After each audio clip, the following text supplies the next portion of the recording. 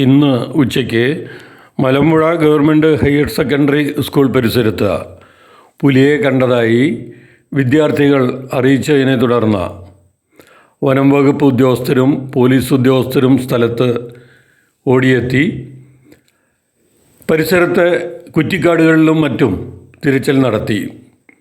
ഒഴിഞ്ഞുകിടക്കുന്ന കേടുവന്ന ഒട്ടേറെ ക്വാർട്ടേഴ്സുകൾ അവിടെയുണ്ട്. അവിടെയും കയറി അന്വേഷണം നടത്തിയെങ്കിലും കണ്ടെത്താൻ ആയില്ല.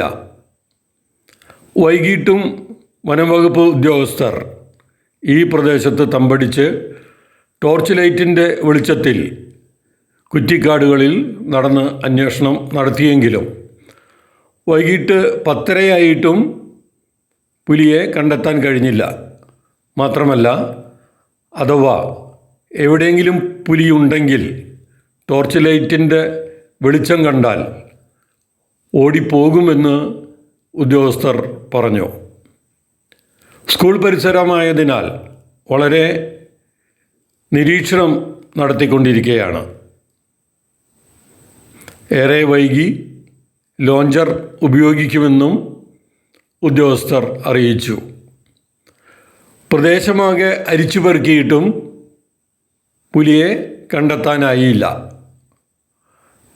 പകൽ സമയത്ത് പുലിയെ കാണുക എന്നത് വളരെ അത്ഭുതകരമാണെന്നും പറഞ്ഞു.